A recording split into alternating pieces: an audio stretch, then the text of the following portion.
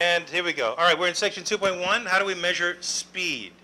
All right, let's say you throw a grapefruit up in the air, and you take some data. Okay? Let's see. How about if I get, let me make a little table of values. Okay, here we go. Ding, ding, ding. It's recording. Yes, it is. Okay. Ding, ding, ding. All right, so let's say I'm going to measure every second, every t seconds, how high in feet, let's say y feet, the grapefruit is. Okay? And I'm going to try and get an idea of how fast the grapefruit is moving. Okay? How do we measure speed? That's what we're talking about. All right, so here's some data points. At t equals 0, it's 6 feet off the ground. Why? Does that make sense? Why does that make sense? Because that's where you let go, right? You're going to throw it, and let's say your hand is 6 feet in the air, right? Okay. All right, so at t equals 0, it's 6 feet off the ground. Then at t equals 1 second, it's 90 feet off the ground. And at 2 seconds, it's 142 feet off the ground. And in 3 seconds, it's 162 feet off the ground. And in 4 seconds, it's 150 feet off the ground. There's actual data someone took. In 5 seconds, it's come down to 106, or 106, I should say. And in 6 seconds, it's at 30 feet off the ground. And that's all the data I got. Okay? All right, those guys in the back, can you see that? Can you make out those numbers? You okay? All right. And I'm used to a big screen. This is like such a puny screen. All right, so if we graph that, what did that look like? What would that look like if we graphed it? All right, let's see. Let's try and make a little graph out of this. Let's see. I'm going to use, I guess I'll use this. All right, so let's say this is the t-axis. Yeah, why did it do that? No, we'll undo that. Thank you. No, not you. Wait, what are you doing? Go away. Okay, undo. Very good. No, go back. Damn it. Here we go. All right, so there's my t-axis, and here's my y-axis. All righty? And let's see, t goes from 0 to 6, right? So here's 0, and 1, and 2, and 3, and 4, and 5, and 6 seconds. That's t. Now, let's say that's the domain of my function. What's the range? Well, it goes up to like 162-ish, right? How should I do that? Maybe by 20s, huh? 20, 40, 60, 80, 100, 120, 140, 162 will be a little bit higher than that. All right, so that's 160, and that's y. All right, so let's just graph and see what it looks like. At t equals 0, we're at 6. Now, if that's 20, that's 10. 6 is down here. At t equals 1, we're at 90. Well, that's, maybe we should label this. 20, 40, 60, 80, 100, 120, 140. All right. So at t equals 1, we're at 90, right? So let's say that's around here for t equals 1.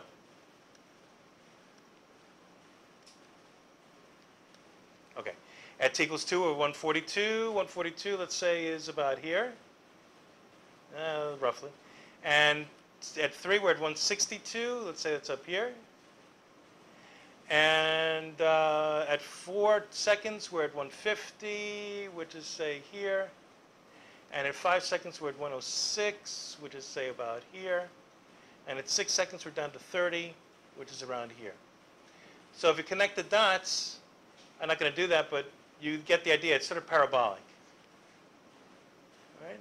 Now, that's not the trajectory of the grapefruit. What is the trajectory? I just threw it straight up. So it's going straight up and straight down and clonking me on the head. All right? The fact that the relationship between t and y is parabolic, that's a fluke. It has nothing to do with the actual trajectory of the grapefruit, okay? Some people get a little confused. Oh, yeah, the grapefruit is flying that way. No. All right? We'll get to trajectories in Calc 2. All right. This is just Calc 1. All right, so let's say I want to get an idea of how fast this thing is moving, say at t equals 1 second.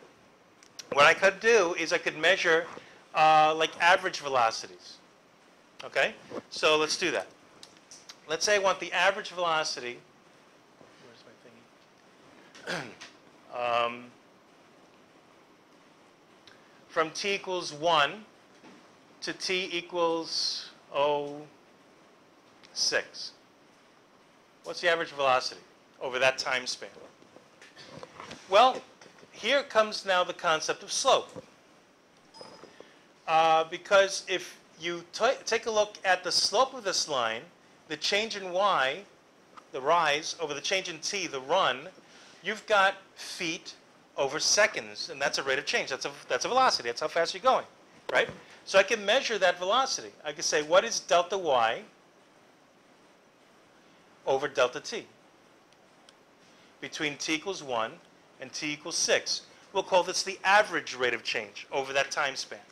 All right. Well, what is delta y? Well, let's see. Delta y is going to be, let's see. Well, this point is 630, right? And this point is 190. So how do you figure out the slope? If this is 630 and this is 190, how do you figure out the slope of the line? Anybody? Yeah? I said that. What does that mean? 30 minus 90 over 6. Well, be careful about the order. 6, if you're starting with 30? Right? Okay. All right. Well, I start with 30. Did you start with 30? You could do it other way. All right. I'm starting with 30. I'm going to say delta y is 30 minus 90.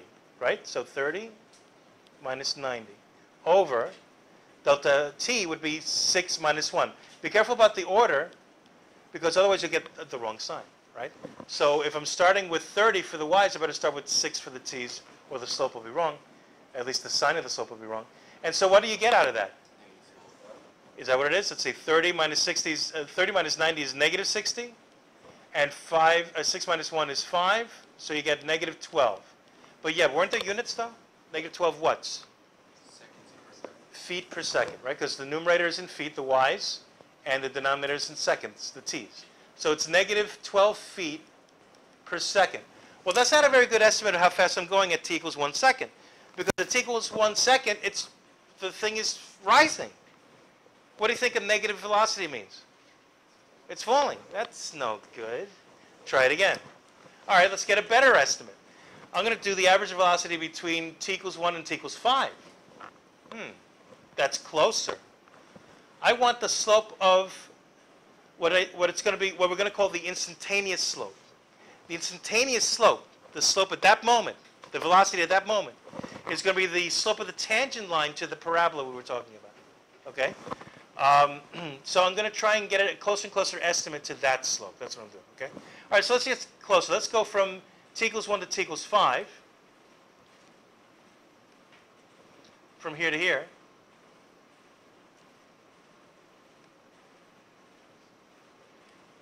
And we'll start over our calculation.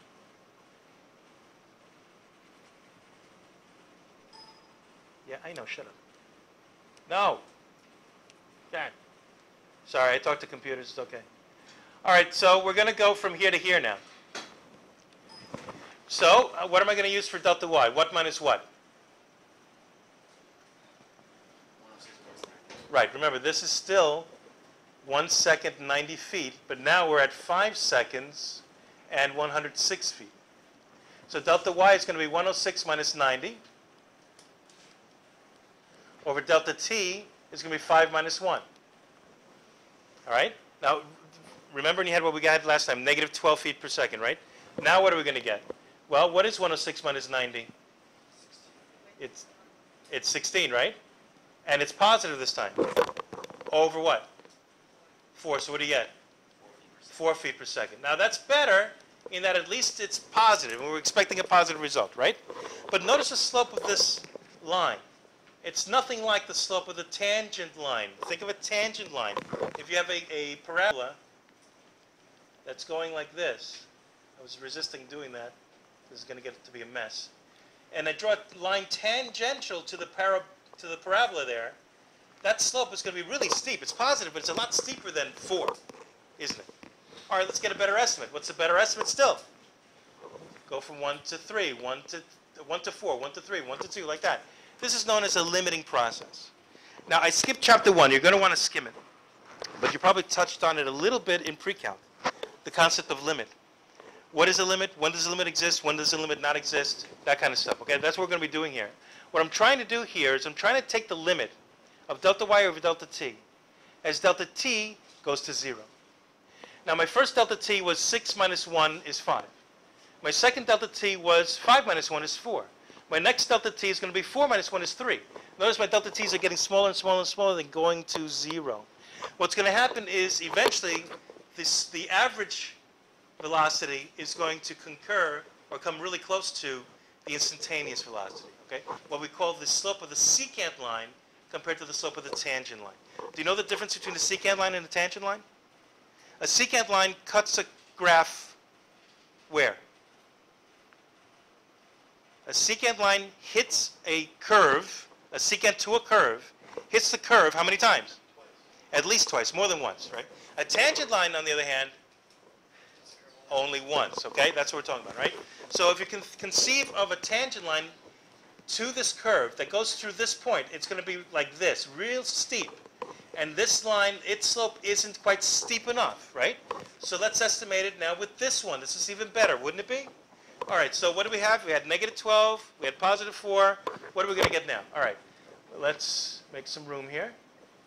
And I'm going to get rid of this, I'm going to get rid of that, I'm going to get rid of this, get rid of this, and redo this for t equals 1 to 4 now.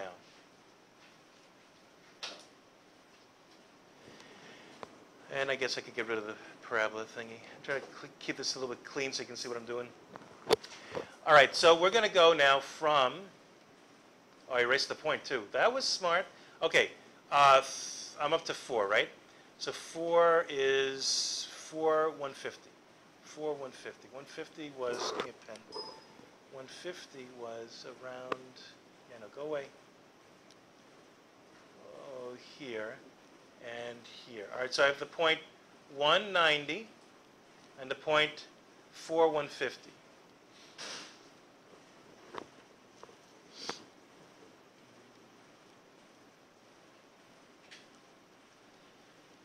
Okay. So we're doing this line. Let me draw the line. I'm trying to find the slope of this secant line. Okay, right there. All right, so what is it? How do you calculate that? 150 minus 90 over 4 minus 1. Now my delta t is only 3. It's getting closer and closer to 0. This is my limiting process, okay? And how much is it? Is the numerator? 60 over 3, so you get 20 feet per second. All right, we can keep this up, getting closer and closer and closer. The idea is my limit is, in the limit, the slope of the secant lines will match the slope of the tangent line, and the slope of the tangent line is the instantaneous velocity. So let's cut to the chase. How about we just do a delta t of 1? I'm going to skip t equals 3, right? All right, so let's go to t equals 2. T equals 2, you're at 142. Okay, so 142 was like around here. All right, so 2 comma 142. And we're going to do this calculation over again. And now this is pretty darn steep, and it's pretty close to how steep the tangent line was. It's a little bit not quite steep enough. This estimate's going to be an underestimate, but it's going to be close, at least closer. All right, so let's figure that out. No. Give me a pen. All right, so what's your delta y? Now, do you have to do 142 minus 90 over 2 minus 1? No, you could do what instead? Well, that's what I said. 140. Well, true, but is it positive 1 or negative 1? Well, what I was referring to is the order. Do I have to do 142 over 90, 142 minus 90 over 2 minus 1, or could I do 90 minus 142 over 1 minus 2, right? I could do that. It's not a big deal. Okay. Just be careful with the order. That's why when you first learned about slope in high school, they said y2 minus y1 over x2 minus x1. So at y2, x2 is the one same point you start with every time? Okay. So it doesn't matter which one is x2, y2. It could be this guy. So let's do that. 90 minus 142. That's a 4. It's not a 4. Okay. 142 over 1 minus 2. All right, so now the numerator is how much? Negative 52 over negative 1. And so that's a positive 52 feet per second. And then the data set given, that's as close as I'm going to be able to get to the instantaneous velocity at t equals 1. So I'm going to say that's my best estimate. It's an underestimate, though, because if I had more points, I would be getting bigger and bigger slopes as I get closer and closer to the real answer. I don't know what the real answer is because I have no more data. But if I had more data, I would imagine it'd be, I don't know, maybe 60, 70, 80 feet per second. I don't know, something like that. Okay? All right, any idea, any questions about the difference between the secant line slope, the average rate of change, and the tangent line slope, the instantaneous rate of change? Because that's all we're going to be working on pretty much this week. That's the derivative. The derivative function is a function that describes the velocity, the instantaneous velocity, anywhere along that curve. What our aim is this week is to how to figure out what that function is. Given the grapefruit function, right? The t versus y function. Can you figure out y prime, the derivative, the instantaneous rate of change at any time along that curve? Okay? That's what we're aiming at. All right, let's try that again. All right, let's maybe generalize this a little bit more. All right, let me actually give you a function. All right, let's give you an actual function. Algebraically, that is. How am I going to give it to you? Let's see. All right, let's say your displacement function s of t. A lot of times your displacement is called an s function. Okay, doesn't really matter. It doesn't have to be y and x all the time. Doesn't have to be y and t all the time. Doesn't have to even be s and t all the time. Don't get all confused with the variables. What I'm saying is that t is the independent variable. I can plug it in. S is the dependent variable. That's what I get out. And let's say it's something simple, like just t squared. That's it. Something very simple, okay? So what does that look like? Well, that's also a parabola, isn't it? All right, so let's graph that.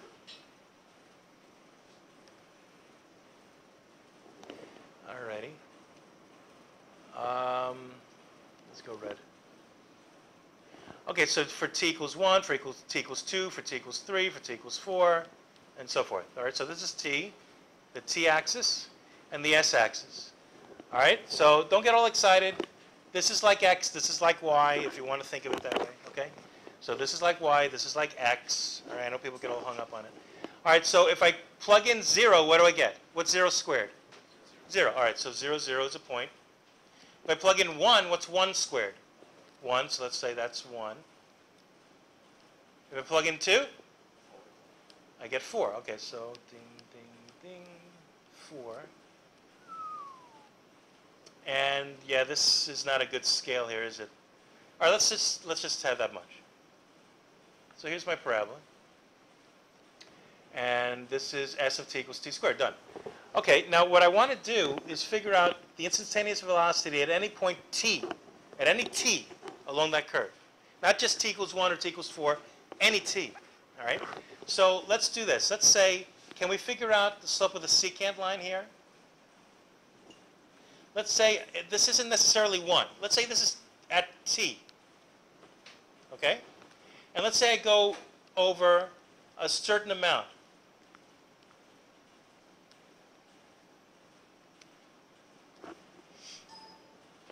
Let's say a delta t.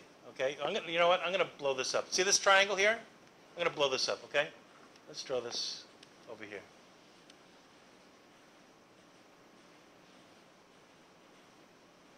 Probably should have drawn a triangle. The triangle thing in here. All right, so this is the secant line I was trying to draw here. Okay? And this is this line here is this line here, and this line here is this line here. Okay? What I'm trying to do is figure out this slope. Now, if this is t, yeah, that was good. Ding. Give me a pen. All right. If this is t, and this length here is delta t, what is this value? If this is t, and this is delta t, where am I now? T plus delta t, okay. Okay, now what are the coordinates of this point? This is going to be t comma s of t. That's this point, right? This point here. What are the coordinates of this point? For any t, right? Huh? All right, so the abscissa is t plus delta t, and the ordinate is what? S of that. Okay, so what's the slope of this thing? Let's call it m. Let's call it m. Let's say that's, keep on losing my pen. Delta s over delta t. What is it? Well, it's going to be delta s is this s minus this s. Right? So it's going to be s of t plus delta t minus this s, s of t, over delta t would be t plus delta t minus t. Well, guess what? What's t plus delta t minus t? Which is what we always had on the bottom anyway, right? Then we have delta s over delta t. All right, let's make that more obvious what we're talking about here. The slope of the secant line is s of t plus delta t minus s of t over t plus delta t minus t. That's the slope of the secant line. Now remember, what did we say about the relationship between the slope of the secant line and the slope of the tangent line? The slope of the tangent line, the instantaneous rate of change, what we're going to call the derivative, is the limit of the slope of the secant line as delta t goes to 0. So let me write that. I'm going to say the instantaneous rate of change that I'm trying to calculate at any point along the curve at t is going to be the limit as delta t goes to 0. Now I could simplify this a little bit. T minus t, what happens? They cancel. It's just delta t on the bottom. And this gets really cumbersome really fast, having to write delta t a million times. You're going to be writing this a lot today and tomorrow. Okay? So instead of delta t, a lot of people like to call that h for like the height. In some applications, it's actually the height of a trapezoid when we get to chapter 5. So instead of delta t, I'm going to abbreviate it. I'm going to call it h, just for simplicity's sake. Okay? So I'm going to say that what I'm calculating is the slope, is the limit, as h goes to 0, of s of t plus h minus s of t over h. That's the instantaneous rate of change. That's the slope of the tangent line that we're looking for. Okay? All right, so let's do some calculations with that. All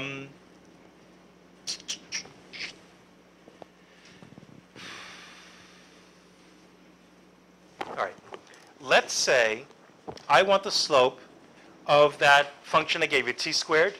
I want the slope, the instantaneous rate of change, the slope of the tangent line at t equals 3. Okay? So let's go to another page. And let me graph that out again so you know what I'm doing. All right, so here's my t-axis. Here's my s. Here's s. Here's t. And this is not necessarily to the scale, okay? I'm just going to blow this up a little bit. Pretend that's a parabola, okay? Ow. Okay, so I want, let's say this is at t equals 3.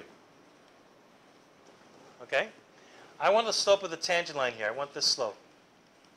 Let's say that's tangential there. Okay? How am I going to get it? I need to find the limit as h goes to 0 of s of t plus h minus S of t over h. That's the same exact definition we wrote a minute ago, but applied specifically at t equals 3. Okay? Now I'm going to make it even more specific. I'm going to make it specific for s equals t squared. We're going to let t equals 3. We're going to let s of t equals t squared. So that means, what does s do? It squares its argument. Maybe I should rewrite it. I'll rewrite it over here. I'm going to say the limit.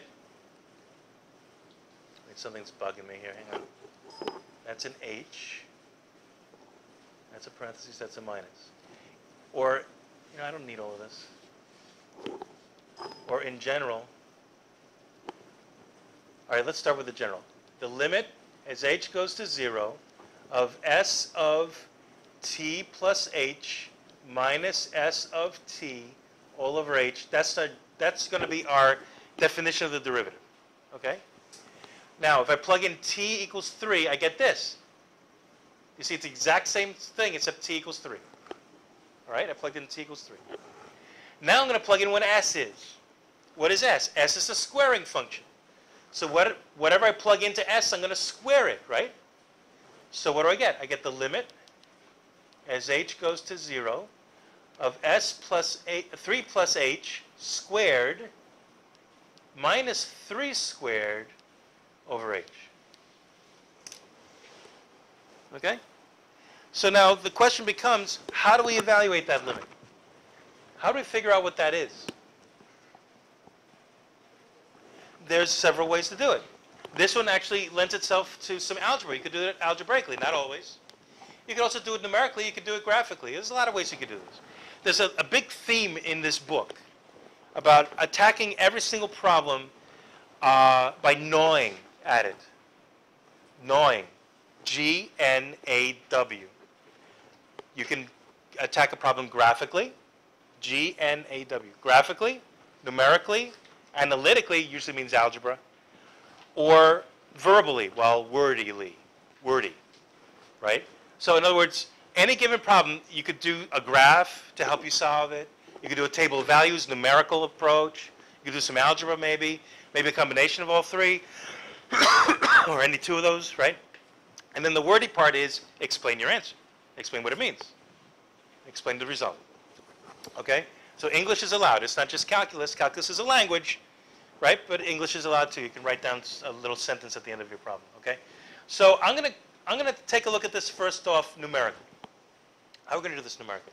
How do you estimate that limit as h goes to 0? By the way, does that limit even exist? What the heck is a limit? All right, that's what we're going to be talking about.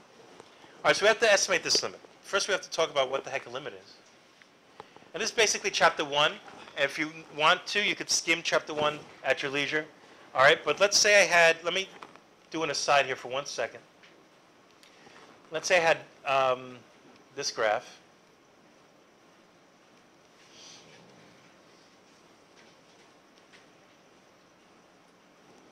It's going to make up something.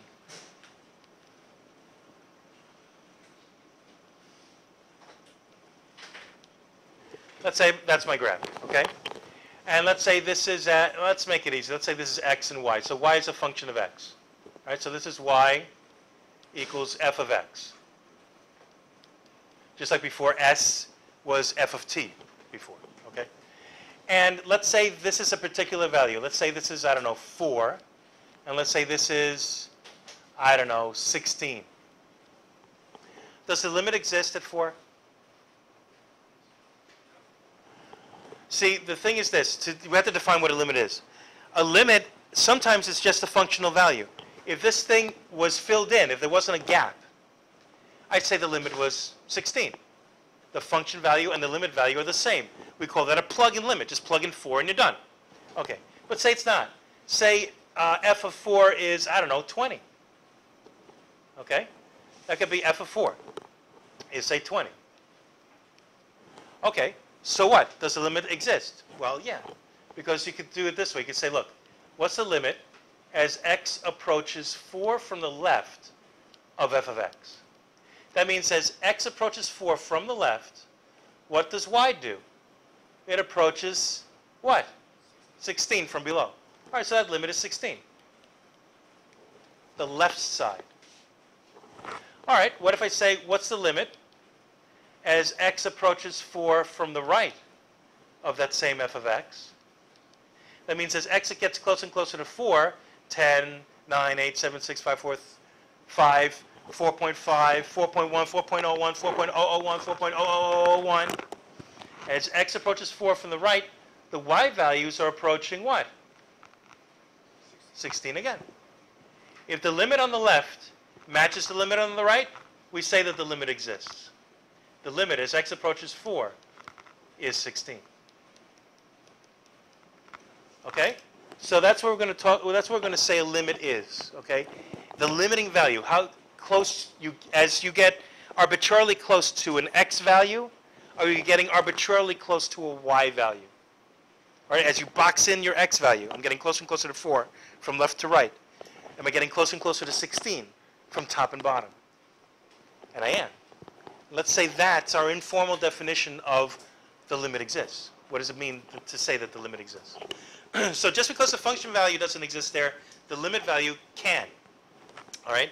Now, when we get into some theorems in this chapter about continuity, we'll get into more detail about what that means, okay?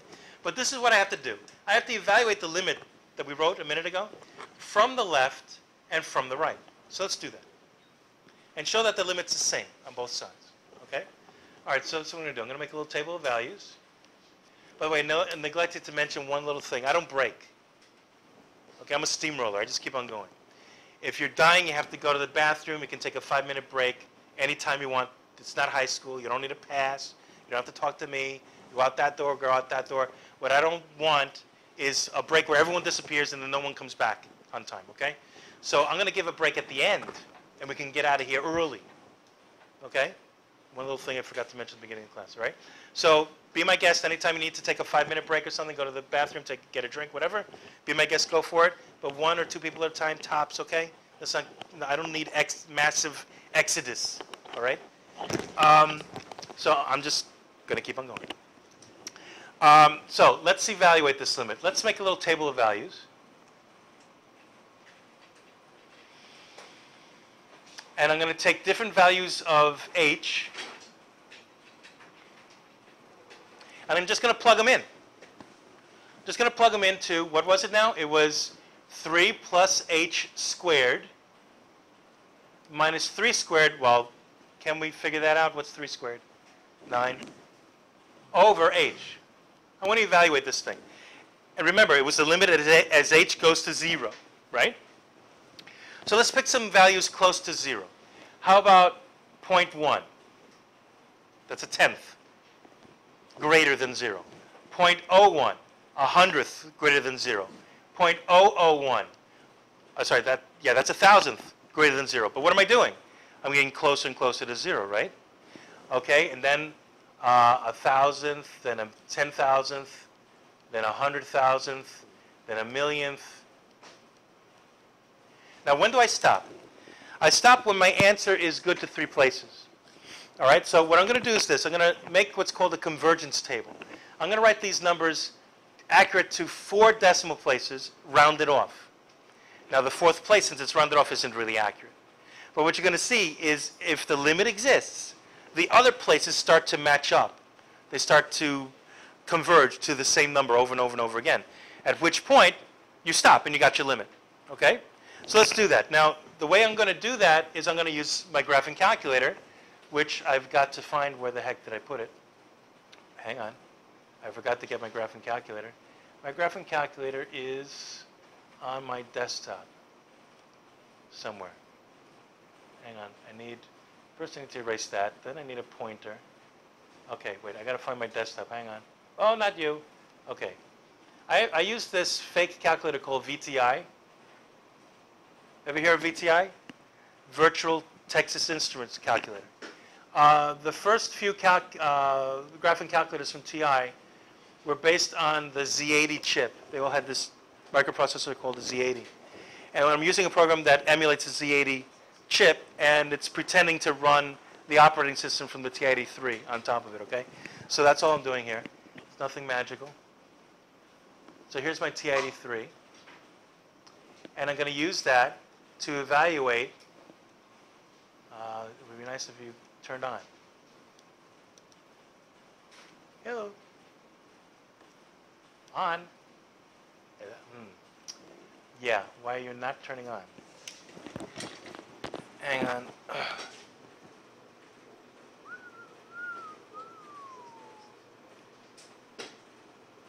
It is on. Okay, there it is. Okay, all right. So I wanted to plug in 0.1, 0.01, 0.001, right? All right, so follow along with your graphing calculator, 83, 84, same thing.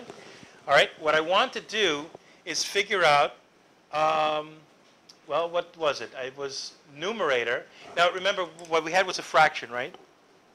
I'm going to have to put in parentheses my numerator to keep it separate from my denominator, right? So I'm going to put parentheses around that whole thing we had. Okay, so I'm going to say this. I'm going to say, what was it? It was 3 plus h. I'm going to use x instead of h, or I guess I could use h. All right, fine, I'll use h. To use h, I have to hit the alpha key, alpha, and then on here it's a green key. H is over here. Okay, so I'm going to be evaluating 3 plus h squared minus 9 all over h, alpha h. What did I just do wrong? That I just said on purpose not to do? Yeah. I need parentheses around the numerator. Do I need parentheses around the denominator? Since it's a single term, that's optional, okay? So I'm not going to do that. All right, so let me fix that. Now, on this calculator, I need more parentheses. Right, I'm going to get there. What?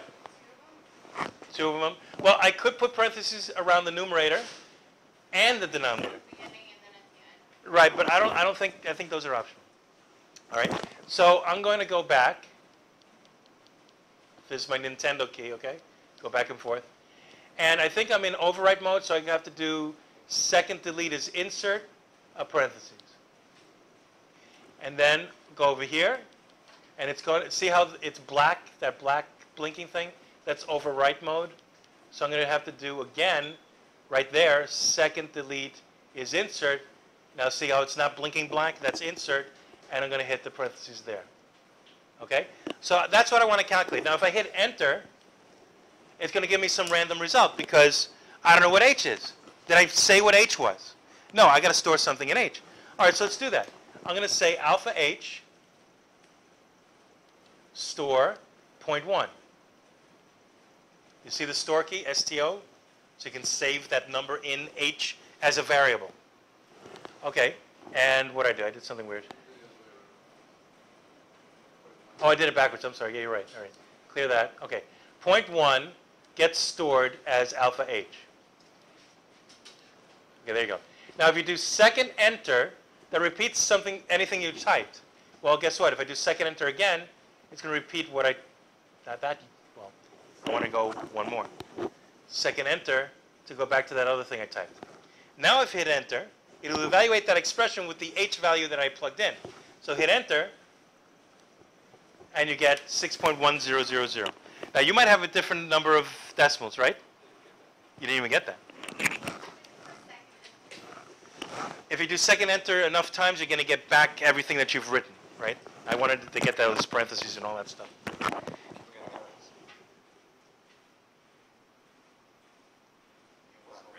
Divide by 0, right? Did you plug in 0 for h? You can't do that. Apparently your h is 0.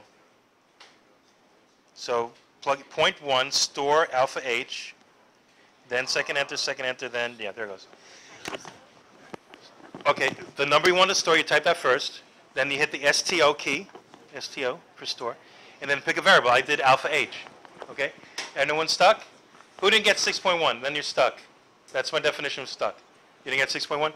Now, I have it set on purpose to round off the 4 places because I do this convergence table thing a lot.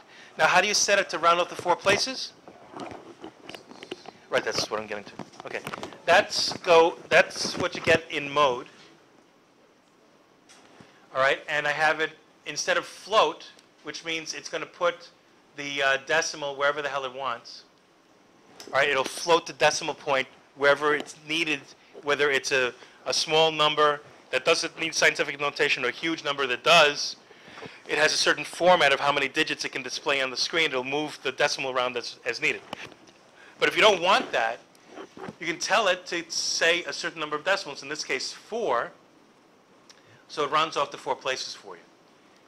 All right, so if you do second mode is quit, and you run it again, if you do second enter and then enter, you should get the 6.1000. All right? Now, what I want to do is I want to evaluate this at different values of h and see what the derivative is as I get closer and closer to 0. As if I were able to plug in 0, I'd get the derivative. But do you see why I can't? Because then you'd be dividing by h is 0. You can't do that. So we're getting close. We're skirting the issue. We're getting closer and closer and closer to 0 without actually getting to 0. All right. So what do you want to do? You want to now plug in 0.01. Store that. We're stored as alpha h. And then second enter, and reevaluate. So we had 6.1000. Now we have 6.0100, and so forth. Now there's easier ways of doing this. If you don't like to do the alpha h thing all the time, you could just use x. X is a predefined variable you can use all the time in function mode. Notice in my mode, everything is in the first column. This is very important to be in radian mode. Pretty soon we're going to need that, okay? I have everything in the first column except for the float line. This is called fix 4. That's float. That's fix 1, fix 2, fix 3, fix 4, okay?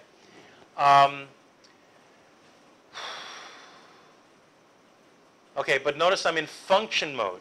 That defines how you're graphing stuff. So if you want to graph a function, right? In function mode, when you hit this key, you're going to get the x key. So if you want to use a predefined variable, it might be easier, so you don't have to hit alpha h also, just hit x. It might be easier to do this instead. Second enter. Let's say you type this out instead from the get-go. You just hit x here and x here. And now you don't have to do alpha x all the time. All right? Now again, I don't know what x is. It's whatever x was the last time I used x. Who knows? It's plugging that in. I don't want that. I want to plug in 0.1 stores as x. Then second enter, enter. And you get the same result. Now you don't like that? Well, guess what? This is written in functional notation. I could actually graph this. How about I do this graphically? Go into y equals. How many of you are familiar with this stuff I'm doing on the graphing calculator? Who's familiar a little bit with the graphing calculator? That's all I need to know. Okay. Okay. All right. So now you learn something new every day. Why are you paying for tuition, right? You got to learn something. All right. I'm going to do it this way. I could do this. I could say, clear that. All right. Let's put the expression we just had right here. I'm going to say, okay. No, not you. Clear. Okay. Open the numerator. Open the 3 plus x. And do, I don't think I can copy and paste from the home screen to here. You did? Really? Ooh, that's nice. See, I learned something new every day. I don't use the 83 all year. I use the 89, so, you know. All right, so if you do second enter here, you're going to get what was in the home screen? Oh, it's so nice. I like it. Oh, it's so nice. Okay, now I could graph that. I could say, I don't know, zoom 4. And notice it's doing crazy stuff at x equals 0. That's not very helpful. If I change the window to make my y max a little bit bigger, I don't know how big it's going, let's say 10. And then second,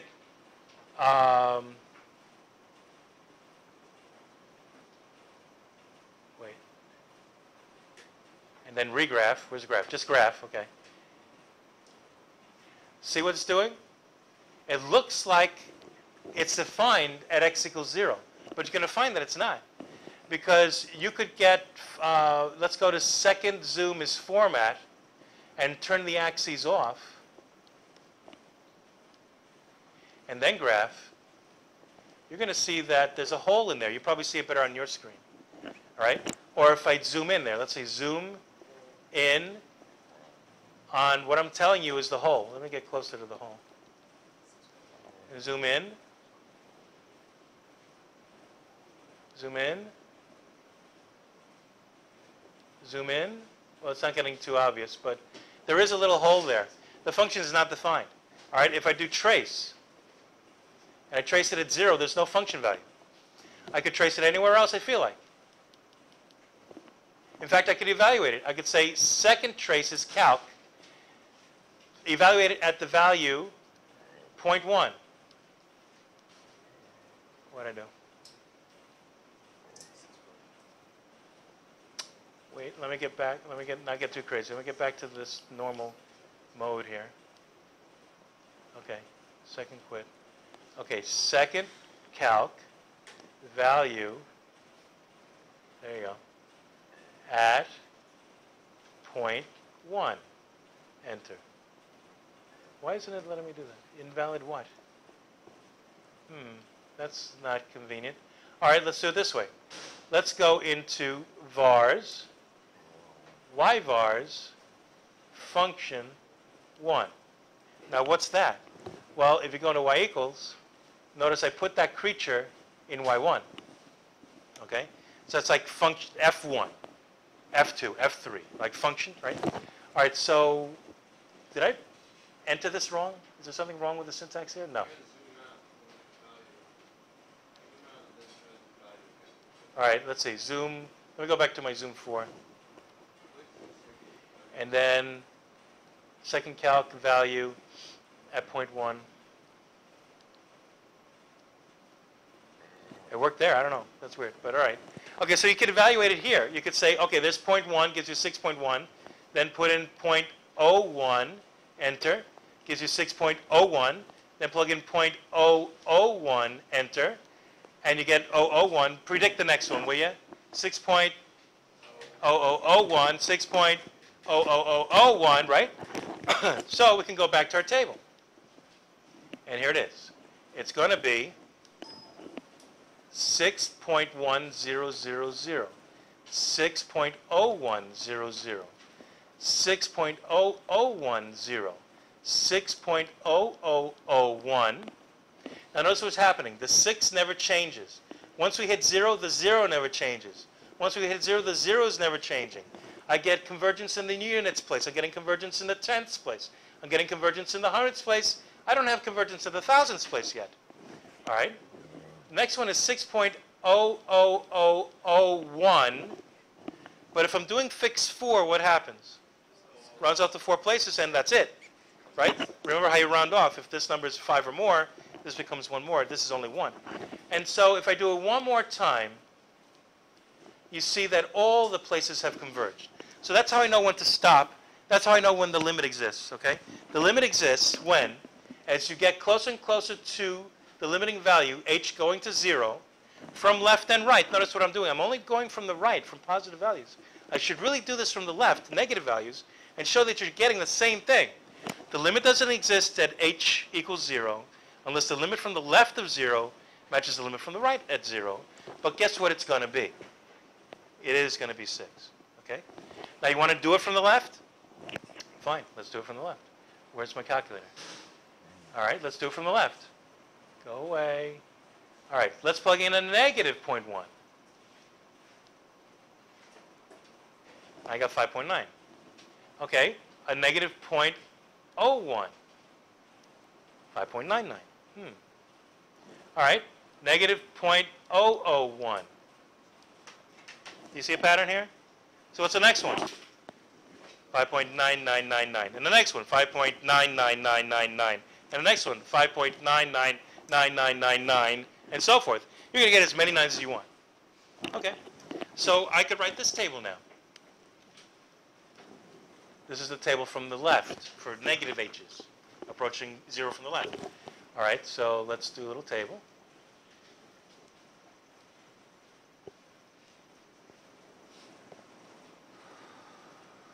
Let's see, what was it now? It was 3 plus h squared minus 9 over h. At negative 0.1, we got 5.9. And at negative 0.01,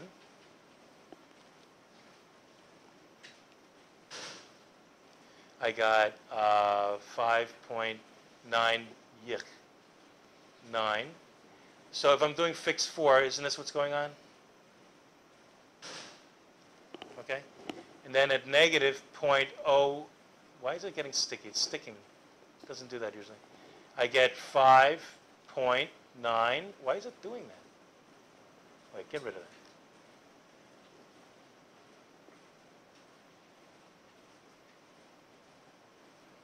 And then negative 0.0001,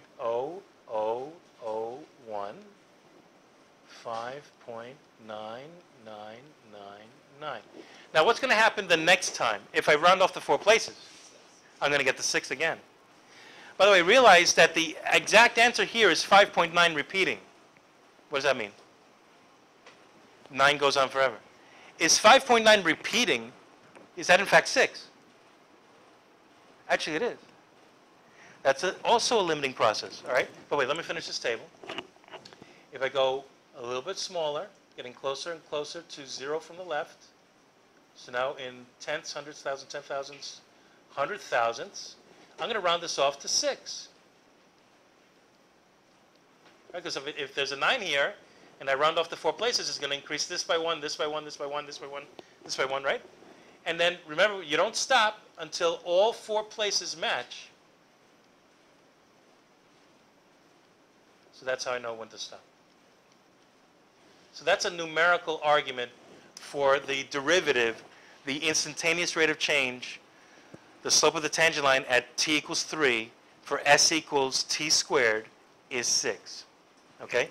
So we just figured out that if s of t is t squared, then s prime at 3, S prime is my symbol I'm going to use for the derivative, the instantaneous rate of change, is in fact 6. Now look, there's round-off error in the 4th place, but these digits are never going to change. They're accurate. So what's the most accurate answer I could write? The 3 places, all right? So when in doubt, if you have an answer that has lots and lots of decimals, I'm always going to ask for 3-place accuracy, okay? So in this case, when you do a convergence table, to make it so it doesn't take forever, because these can take forever sometimes, I'm going to say usually do a fix 4 so you can state your answer to 3 places. If you're doing other calculations on the calculator and they give you weird decimal results, you just flat out round off to 3 places. Okay? That's all I need, 3 places. Either an exact answer or 3 places rounded off. Okay? All right, so there you go. Now, you could have done that algebraically. Now, that's not always the case. But let's see if we can figure out this limit algebraically. We did it numerically. We also did it sort of graphically when we graphed that s plus h squared minus 9 over h. We graphed it, right? So we attacked this graphically. We attacked this numerically. Can we attack this algebraically? I think we can. Let's try it. Any questions up to here? Has anyone, who's seen this before, any of this? Okay. All right. All right, good. That's good. So let's try it. Let's take a look at the same limit, but let's try and do this algebraically. What's the limit as h goes to 0 of 3 plus h squared minus 3 squared, which is 9, over h? Now, can I plug in h equals 0? Is this a nice, well-defined function that's defined at 0? So I can plug in 0, and that's the answer. Can you do that? No, because then you would be dividing by 0, right? Okay. But look what happens if you simplify this a little bit. How would you simplify that fraction? Any ideas? Anything you could do? Expand the 3 plus h squared, right? All right, so let's see. Let's do that little scratch work over here. What's 3 plus h times itself? That's 3 plus h squared, right? Now, you know how to multiply binomials. Ever do FOIL? Right, first, outer, and the last? All right. FOIL is just shorthand for, don't forget to distribute this 3 twice and distribute this h twice. FOIL doesn't work if you have, you know, a trinomial here. I mean, you realize that FOIL is just double distribution. All right, so let's distribute the 3. 3 times 3 is 9, and 3 times h is 3h. And it's positive, so we'll add it. Okay? And then that's first, outer, inner. Okay, let's distribute the h. And let's distribute the h again. And so what do you get? I'll write it up here. You get this thing is 9 plus 6h plus h squared minus 9 over h. Now, don't forget, I'm still taking the limit as h goes to 0. Just like dividing and adding and subtracting are operators, the limit is an operator. But I do it last. Okay, so let's just keep that going there. What do you notice about this numerator? The 9s are canceling, right? Okay. So let's say the limit is the same as the limit as h goes to 0 of what's left. Well, 6h plus h squared over h.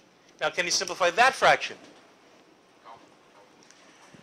Common factor of h, right? If you factor out the h in the numerator, what's left? 6 was h. Okay, let's write that. All right, so I don't need this here. I'm going to get rid of this.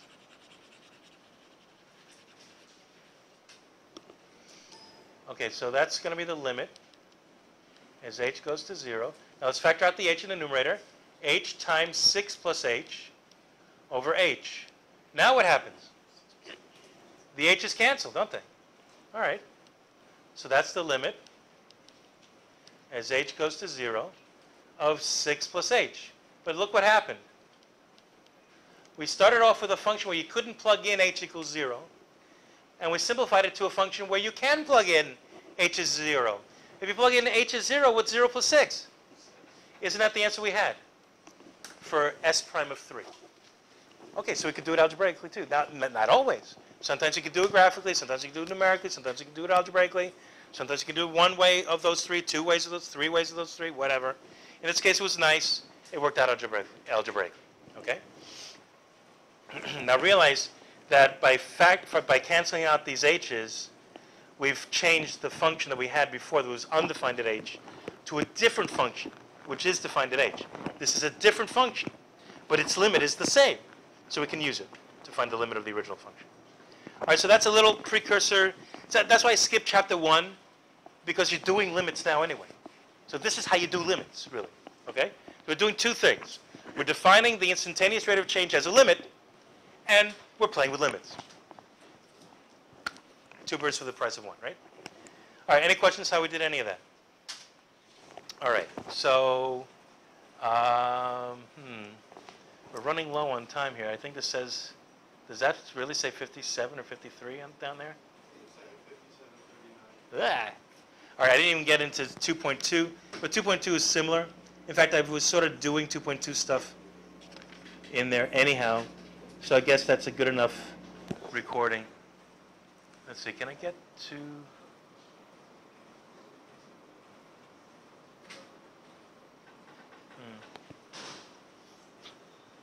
All right, that's looking like a 59. I don't know why it got covered up. It wasn't covered up before, so it's hard to tell, but that's looking like a 59, right? All right, so that's going to be our recording for today. Now that's covering everything that you need to know. There's nothing more that we're going to do today that's new.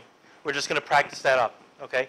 I didn't really technically get into 2.2, but I did. I'm basically doing what they're doing, convergence tables in 2.2, and doing the algebra in 2.2. So I sort of did everything in 2.1.